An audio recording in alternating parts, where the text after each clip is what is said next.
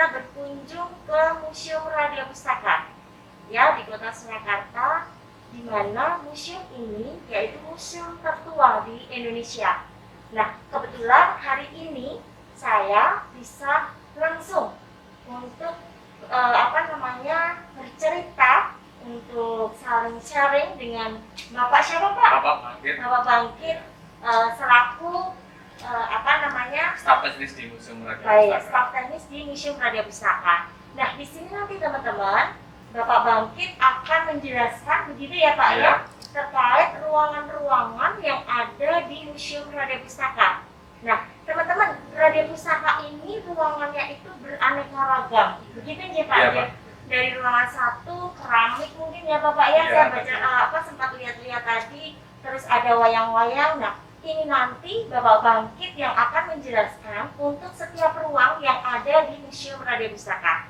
Begitu ya? Oke, nanti kita simak bersama-sama untuk setiap ruangan yang ada di Museum Radia Pustaka. Oke, langsung yuk. Ruangan yang pertama adalah ruang depan. Ruangan yang menyimpan berbagai macam jenis koleksi seperti koleksi topeng yang dulu digunakan untuk adegan pementasan wayang dengan kisah-kisah Panji. Selain itu, di ruangan ini juga menyimpan berbagai macam jenis topi kemiliteran kerajaan, kuluk songkok yang dulu digunakan oleh pangeran, dan berbagai macam jenis belangkon. Tidak kalah menarik, di ruangan ini juga menyimpan antihan, yaitu alat untuk memintal benang yang dulunya digunakan oleh putri dari Raja Pakubuwono yang ketiga.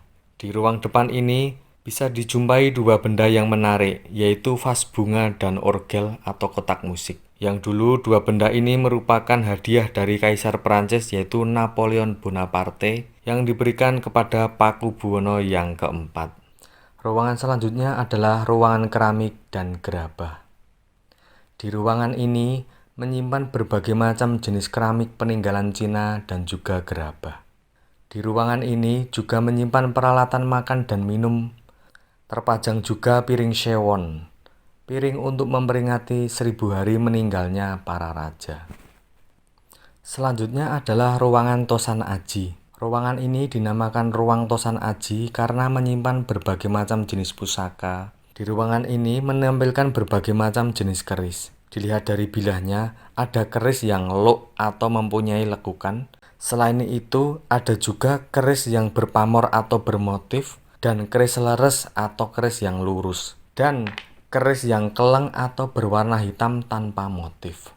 Dilihat dari sarungnya atau warongkonya, ada keris gayaman dan keris ladrang.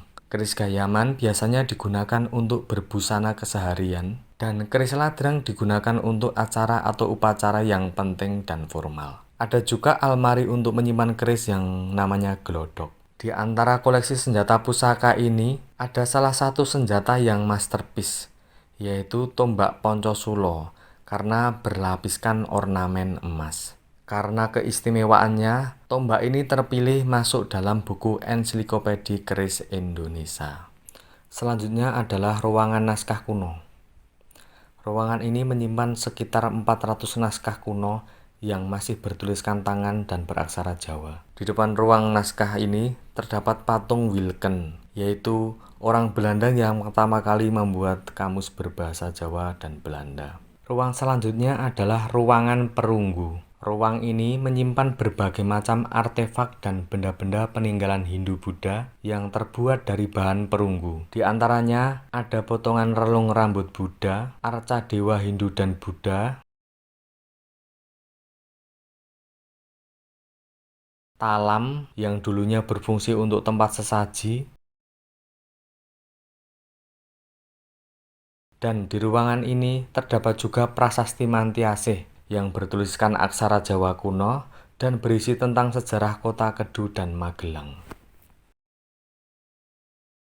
Selanjutnya adalah ruangan etnografi, merupakan ruangan terbesar yang ada di Museum Radia Pustaka. Tersimpan 1 set gamelan ageng dan juga berbagai macam jenis wayang, seperti wayang beber, wayang wahyu, wayang suket, wayang golek, wayang gedhog, wayang dupara, dan lain-lain. Di pojok sebelah kanan dan kiri ruangan etnografi ini, ada 2 ruangan kecil. 1 ruang Rajamala dan 1 ruang memorial. Ruang Rajamala ini menyimpan kepala raksasa yang bernama Cantik Kyai Rajamala, yang dahulu digunakan sebagai haluan perahu. Perahu Rajamala ini dibuat pada masa pemerintahan Pakubuwana yang keempat. Karena cintanya raja terhadap permaisurinya, maka dibuatkan perahu untuk hilir mudik permaisuri ke Madura. Ruangan selanjutnya adalah ruang belakang. Ruang belakang ini berisi miniatur, antara lain kremun atau tandu yang digunakan untuk putri bangsawan, Joli Jempono, miniatur makam Imogiri Yogyakarta atau makam Raja Solo dan Jogja, miniatur Masjid Agung Demak. Terdapat juga koleksi mata uang kuno berupa uang kertas dan uang koin dari berbagai negara. Di ruangan ini ada juga pawukon yang merupakan perhitungan Jawa yang memiliki 30 wuku. Ruang yang terakhir adalah ruang arca batu. Di ruangan ini berisi tentang berbagai macam koleksi arca batu, antara lain Ganesha, Agastya, Siwa Mahadewa. Tersimpan juga 2 lingga yang mempunyai makna kesuburan laki-laki. Selain itu, tersimpan juga berbagai macam batu nisan yang bertuliskan bahasa Cina kuno. Teman-teman, ini tadi kunjungan kita di Museum Radia Pustaka.